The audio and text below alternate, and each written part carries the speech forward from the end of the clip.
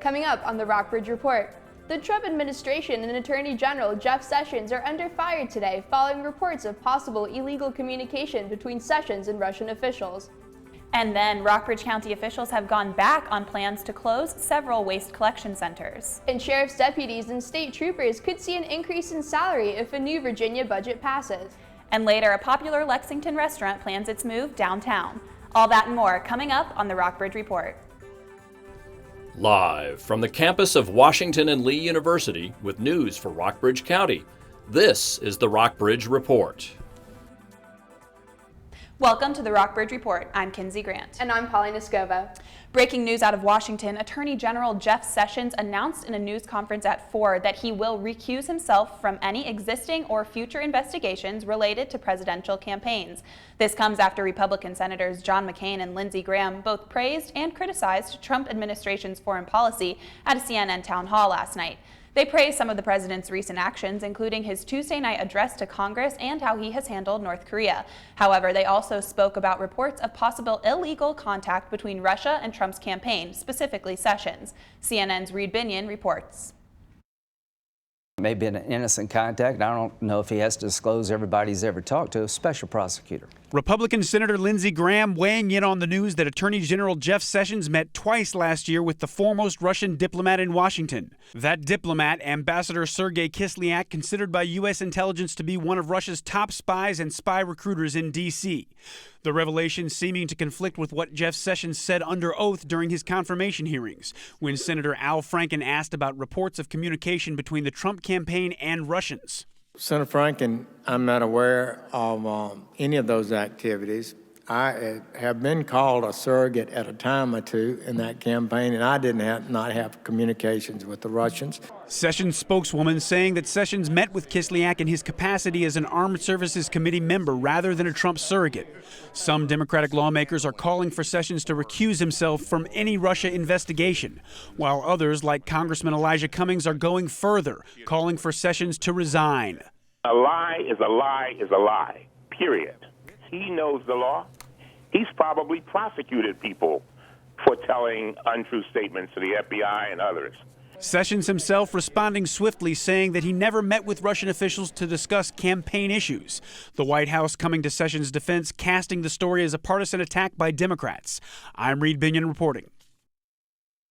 The Justice Department has confirmed that Sessions had 2 conversations with Russia's ambassador to the United States while he was serving as a senator.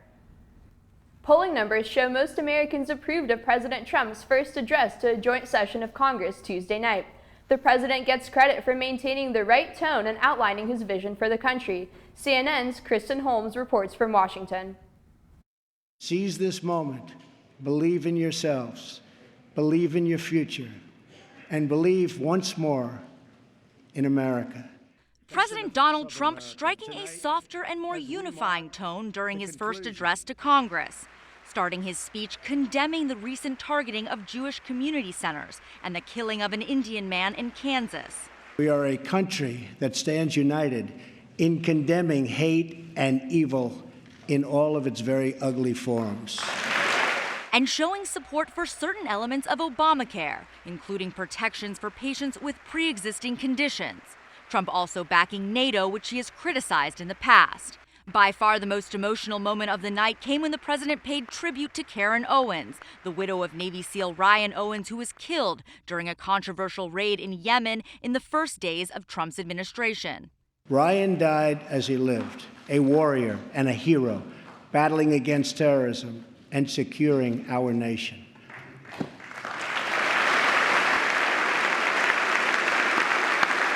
A CNN ORC poll of speech watchers showing 57% viewing the speech as very positive. What the American people saw is the president I serve with every day. But Democratic leaders are still not convinced. There's a low bar here among a lot of the media. Oh, well, he wasn't nasty. That is not enough to get America in the place where we have to go. In Washington, I'm Kristen Holmes. President Donald Trump's new immigration order will remove Iraq from the list of countries facing a temporary U.S. travel ban. Officials say the decision followed pressure from the Pentagon to remove Iraq from the list given its key role in fighting the Islamic State group. The 6 other countries listed on Trump's original ban will remain on the list. Trump is expected to sign the new order in the coming days. Well, I think what he's doing, as the daughter of legal immigrants, I can appreciate the fact that immigration is part of the fabric of America. And I think what we saw tonight was the right tone. And tone is key, because what we want to do is tell legal immigrants, we're going to make sure you have a path and we're going to make sure you can get here quickly. But for illegal immigrants, and he's targeting the ones that have committed crimes, that's exactly who everybody wants to see leave. We don't want to see another person hurt.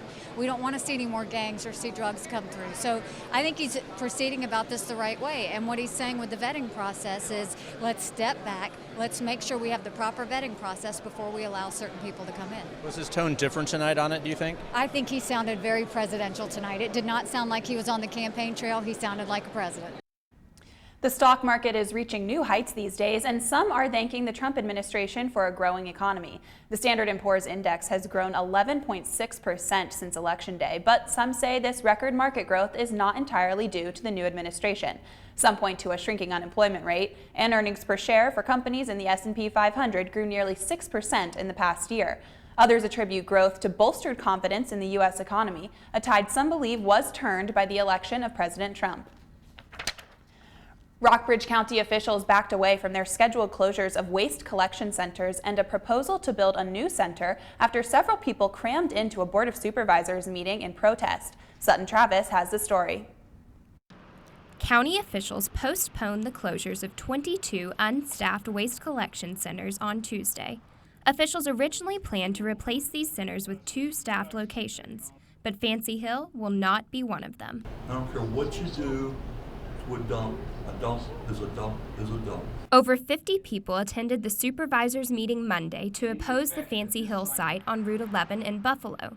Members of the Kingdom Hall of Jehovah's Witnesses were among the neighbors who raised concerns. Kingdom Hall is much, much more than what you might be thinking of just as a place of worship. This is where people come. Paul Estabrook and his wife own Virginia Gold Orchard, the county's only Asian pear farm. The Fancy Hill site is across the road from their orchard.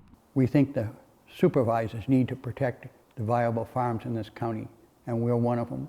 Others cited a phrase in the board's mission statement about preserving the county's agriculture. And the mission statement, again, wants us to protect our rural heritage. It wants us to be innovative. The opposition from neighbors tipped the board's balance. I came here expecting to approve this request, and I've had a change of heart. Supervisors Ronnie Campbell and Russell Ford voted to move forward with the Fancy Hill collection site, but Supervisors David Henty and John Higgins sided with Albert Lewis against the proposal, making the vote 3-2. No. County officials are looking for a location to build the new staffed collection center. Meanwhile, the closures of unstaffed centers are delayed indefinitely. For the Rockbridge Report, I'm Sutton Travis. County Administrator Spencer Suter said staff centers will have new Sunday hours from 1 to 6 p.m. beginning this week. Staffed centers will also be closed on Tuesdays. In the next couple months, Secure Futures will install solar picnic tables at Lilburn Downing that will charge phones and computers. Administrators hope this will further show students how powerful solar energy is. The partnership started in September when Secure Futures installed solar panels on Lilburn Downing's roof. Secure Futures finances, installs, and operates solar panels for businesses and schools that have large rooftops. Lilburn Downing teachers will go to a workshop in the fall where they will learn how to take solar energy from the rooftop to the classroom. Coming up on the Rockbridge Report, 100 new manufacturing jobs are coming to Buena Vista. We'll tell you which company is doing the hiring. And storms continue to devastate the Midwest. We'll tell you where they're headed. In your future. Find out more on our 5-day forecast.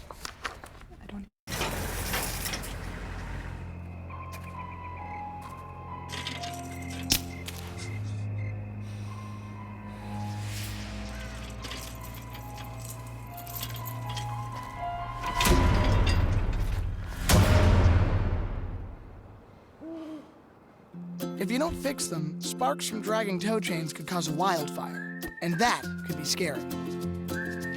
Smokey. Only you can prevent wildfires. In the small town of Elmira, New York, a boy was born into an all-American family. The odds of him achieving his dream in the fashion industry? 1 in 23 million. The odds of having a child diagnosed with autism? 1 in 68. I am Tommy Hilfiger, and my family is affected by autism. Learn more at autismspeaks.org/signs.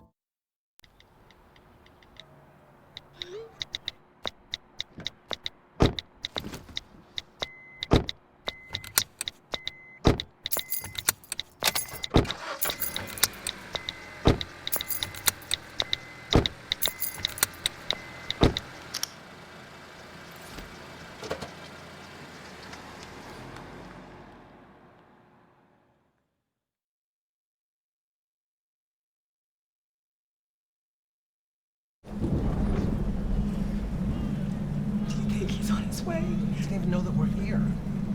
Is he okay? Please tell me he's okay. Laura. Okay, try to call him again. There's no signal. Try. Nothing's working. Well, just Everything's down. This is so bad. He's out there by himself.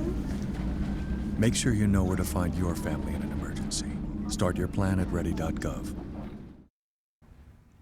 Storms are still battering the Midwest following a series of deadly tornadoes that devastated the region earlier this week. CNN's Diane Gallagher has the details on where these latest storms are heading. For the second straight day, severe storms ripped through the Midwest. We've seen stuff flying through the air, signs, parts of roofs. And southeast. In Tennessee, Kentucky, Illinois, Indiana, Iowa, Missouri, and Ohio, reports of more than 20 tornadoes shredding through cities. Everything you worked for, gone in 30 seconds. Homes and communities. Total devastation. You see people to go through this and you pray for them and hope you never have to go through it. Well, here it is. Tornadoes are being blamed for 2 deaths in Illinois. I lived here my whole life pretty much, and so you know most everybody, and yeah, it's a sad thing. I mean, any loss of life is sad. And just outside of Perryville, Missouri, police say a man died when a tornado blew cars from a junkyard onto an interstate. Several other drivers were injured. Tornado picked up about 15 to 20 of these old cars, picked them up, blew them out of the junkyard across this county road here and onto the southbound lanes. Airports across the country are canceling flights because the National Weather Service says it's not over yet. Meteorologists fear close to 100 million people could be in the path of a second wave of potentially deadly storms expected to spread across the Ohio and Tennessee Valley and then into southern New England. I'm Diane Gallagher reporting. We've been really fortunate to avoid some of these really severe storms, but do we have any rain in our forecast for the next coming days? Just a little bit, but we've also got some sun. So let's take a look at our live shot over Woods Creek. Here we are. And let's take a look at the almanac for today. We had a high of 51 degrees and a low of 29. The barometer is reading 30.07 inches of mercury with 14 mile-per-hour wind speeds, humidity at 35%, and let's take a look at the area weather. Charlottesville with partly cloudy and 52 degrees. Up in Stanton, we have 44 degrees and partly cloudy. Similar down in Buena Vista, and a little chilly out in Covington, raining and 32 degrees. So let's take a look at the radar screen. Not a whole lot moving in, but we could see some rain or snow later in the week. So let's take a look at our 5-day forecast. On Friday, we have a high of 42 and a low of 20 with the potential for some snow in the morning. On Saturday, we're back in the sun with a high of 44 and a low of 25. Sunday will also be pretty sunny with a high of 52 and a low of 33. Monday will pick up the heat a little bit again with a high of 64 and a low of 44. And then the potential for rain on Tuesday, but still warm with a high of 60 and a low of 36. That's all for your 5-day forecast. Polly and Kinsey, back to you. 100 new manufacturing jobs are coming to Buena Vista. Governor Terry McAuliffe announced Tuesday that Munters Corporation will invest $2.5 million to expand and upgrade its facility in Buena Vista. Virginia competed against several other states to land the expansion. The Swedish company is a global leader in energy-efficient air treatment solutions. It's not clear yet when the company will start interviewing for those positions. Coming up next on the Rockbridge Report, here are the steps a popular social media platform is taking towards suicide prevention. Hi, may I please have an application? Thank you.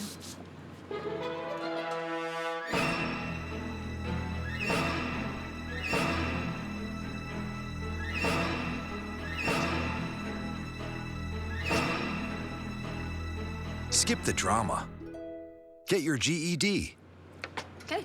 Take that first step towards a better future and sign up for free classes now at yourged.org. If you store your guns properly, I'll feel safer when I'm playing outside. Safer when walking home. I won't have to tell so many family members. I'm sorry. I won't hear as many scary stories. And I won't have to tell my kids. This isn't a drill. Please. Please, do it for us. Your family, friends, and neighbors are all counting on you. Never let your gun get into the wrong hands. Remember, always, lock it up. Visit ncpc.org. No more pencils, no more books. No more teachers, dirty looks. School's out! For summer. What this place needed was better graduation rates. So we worked with schools like Henry Ford High, and now they're up 18%. To help us do more good this year, go to unitedway.org, because great things happen when we live united. If you want to be a parent, it doesn't matter how you play, what you wear, how you dance, or even what direction life takes you. You just need to be there. You don't have to be perfect to be a perfect parent. Thousands of teens in foster care don't need perfection. They just need you. Tonight at 8 p.m., there will be a public hearing at the Lexington City Council meeting for the city's 5-year capital improvement plan. City Manager Noah Simon said a large part of the plan focuses on infrastructure projects for bridges and streets. The completion of some projects will depend on the amount of funding the city receives from the Virginia Department of Transportation. Simon said the plan is subject to the overall approval of the budget for fiscal year 2018, which will be discussed later this spring. Facebook is taking new steps to make it easier to report suicidal or self-harming behaviors you may find on your timeline. The Virginia legislature has sent a budget to Governor McAuliffe that includes a 2% pay raise for sheriff's deputies and a 3% pay hike for state troopers. That's a $620 bump on the starting salary for a sheriff's deputy in Rockbridge County. Coming up on the Rockbridge Report, here when you can see your favorite teams play this week and an in-depth look at one Washington and Lee lacrosse player's experience.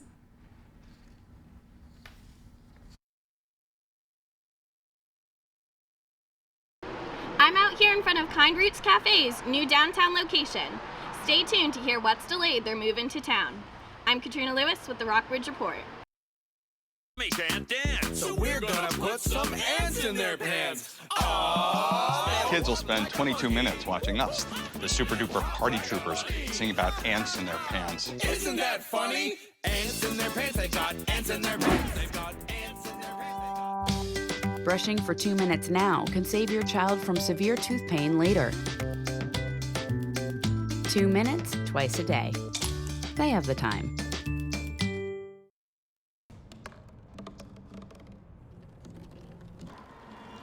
Everybody has a dream.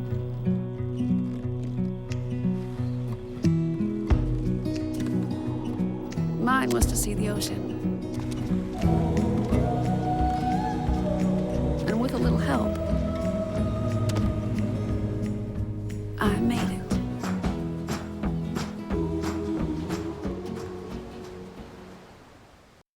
So, I'm kind of new here, but I've noticed a trend.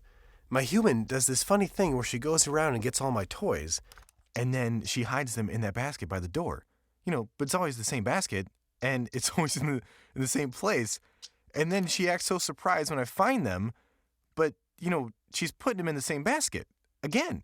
It's like, hello, that's where you put it last time. You were the worst at hide and go seek. Enroll, we say. We want you to be okay. Enroll, we say. Take care, people, for goodness sake. There's a plan for every budget, so don't accept defeat. Now you can get covered and still Buy me treats. You take care of your pets. Now it's their turn to take care of you. Visit getcoveredamerica.org to learn about your health insurance options. Facebook is taking new steps to make it easier to report suicidal or self-harming behaviors you may find on your timeline. Last month, a 14-year-old girl broadcast her suicide over the social media platform's live stream option. The company said Wednesday that it is in a unique situation to protect people in danger of self-harm by using its unique network of friends to report dangerous behaviors. Facebook users can flag live streams for an escalated response, and Facebook can reach out to emergency workers if someone appears to be in immediate danger. The new initiative even presents resources to the person streaming on their computer so that they can contact a friend or a helpline. The Virginia legislature has sent a budget to Governor McAuliffe that includes a 2% pay raise for sheriff's deputies and a 3% pay hike for state troopers. That's a $620 bump on the starting salary for a sheriff's deputy in Rockbridge County. The starting salary for a sheriff's deputy in Rockbridge County is $31,000. Jessica McCullough's husband is a deputy in Rockbridge County. I work 2 jobs, and Ryan is out working overtime all of the time. So it's a little bit rough to be, super wild and crazy enthused about it when it ends up being, I think it's for $31,000, around $620 for the whole year. McCullough wants the community to appreciate and understand what her husband and other officers do. She began selling keychains and bracelets to raise money for the sheriff's office. They do everything. I mean, they're working accidents, they're working, devastating family losses, they're working break-ins. It just makes it hard, especially when at the end of the day they're working so hard and they come home and they're making, around the amount that would qualify for food stamps. So Lieutenant Tim Hickman has been with the Rockbridge County Sheriff's Office for 21 years. And we moved back to Lexington, with a starting salary for a police officer in the 30s. You can't buy a house in Lexington with a salary in the 30s. State troopers already make more than sheriff's deputies. Their starting salary is $36,000. The state's budget includes a 3% pay raise and a $7,000 bump in starting salary for the state police, if the governor signs it. Hickman said that the low starting salaries make it hard to recruit and keep deputies.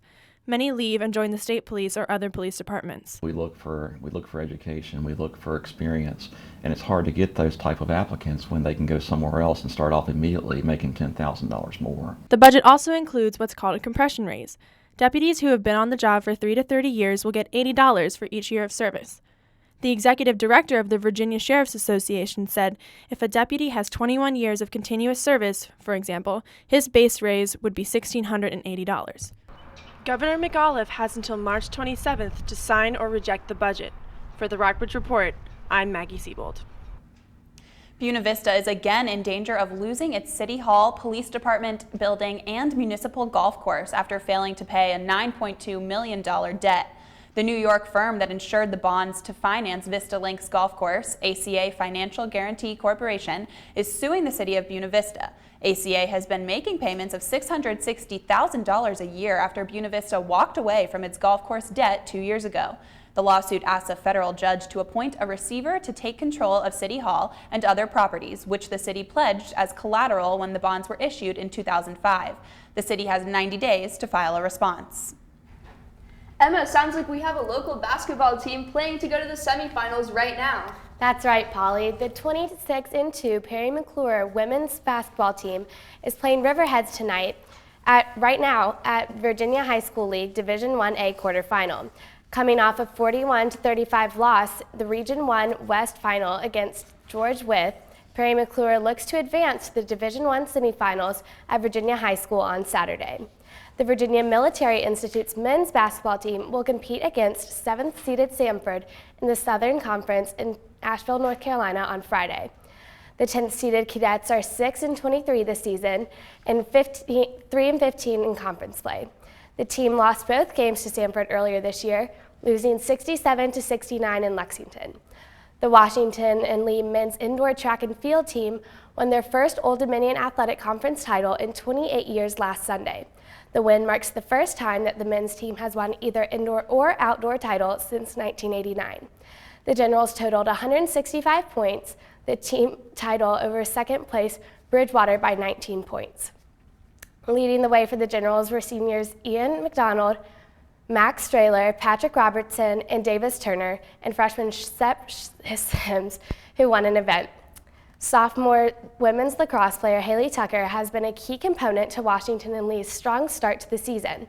Tucker scored 3 goals and tallied 5 ground balls in the opening game of the season against the then 16th ranked Mary Washington, and contributed in the team's 9-3 victory over 4th ranked Franklin and Marshall last Saturday. Bryn McCarthy of the Rockbridge Report sat down with Tucker and talked to Tucker about what she does to prepare for the lacrosse season. Hi, I'm Haley Tucker. I'm a sophomore from Richmond, Virginia, and I play women's lacrosse. A typical season usually looks like you get here in the fall and you immediately start off-season training. But in the fall I play field hockey, so I'm not in the off-season. But the rest of the team, you have workouts, runs 3 times a week, lifts 3 times a week, and then you pick up twice a week. So it's a really rigorous off-season workout program where we really work on getting fit, getting strong, and being ready for the season. And then once the season comes, we start preseason with the 2 fitness tests, which are the interval test and the 300s test, as well as the wall ball test. And so those are the first 2 days of the full season. And then we get into the swing of things and start practicing and preparing for our first game. Lacrosse has impacted me since I was 5 years old. I knew I wanted to play in college since I was 5 years old, and I don't know what I would do without the sport. I think it's taught me a lot about myself and how to push through hard times, and also how to really enjoy the process, enjoy working hard, enjoy winning, and accepting when we lose. I mean, it's something that's a good lesson to learn for everyone, and lacrosse has really taught me that. The people on the team, the coaches, they've made me grow as a person more than anybody else in my life. I'll always remember the times I've had on the lacrosse team. That's all for your weekly sports update. I'm Emma Pollard. Back to you, Kinsey and Polly. Funding and zoning controversy has delayed one local vegan-vegetarian restaurant's move downtown. Katrina Lewis has the latest. For Jonathan and Sarah Cummings, opening Kind Roots Cafe on Route 11 wasn't easy. And moving to North Main Street in downtown Lexington hasn't been any better. Gosh, it's been the most challenging 4 years of my life. This month, Kind Roots was supposed to open at its new downtown location. Right when we first formulated this idea in late October, early November of 2016, we thought best case scenario would have been March. But Cummings says money and renovation plans have delayed the move. That has kind of kept things from moving along as quickly as we originally thought. Cummings says the downtown space needs work, but he thinks the move to the 1,800 square foot property will be good for the cafe's future. That's one of the reasons why it stayed vacant, because nobody has made a commitment to that spot. But we're ready to do that, and we're ready to, make sure that Kind Roots is here for the long haul. Cummings says Kind Roots will benefit from a more central location, especially with its student customers. Being more accessible in general is always a good thing, especially in a restaurant setting. So being able to have students not have to drive to come and see us will be huge. And students who don't have cars on campus are especially excited about Kind Roots' move. I think that we could never have enough organic, healthy, whole foodsy options in town, and I'm really looking forward to being able to walk there. Workers at the Blue Phoenix Cafe are excited the community will have another vegan, vegetarian option in town. We're happy to be a part of it, and welcoming our new neighbors. It'll be a good thing. Cummings thinks it's a great time for his cafe to be a part of what's happening downtown. I just feel like it's a really exciting time to be part of the food movement in Lexington, and I want to be kind of at that ground level. Cummings says Kind Roots opening will be shared on Facebook and announced in the Lexington News Gazette. For the Rockbridge Report, I'm Katrina Lewis. That's all for today's Rockbridge Report. Join us again next Thursday and visit our website at any time at rockbridgereport.wlu.edu. Thank you for watching.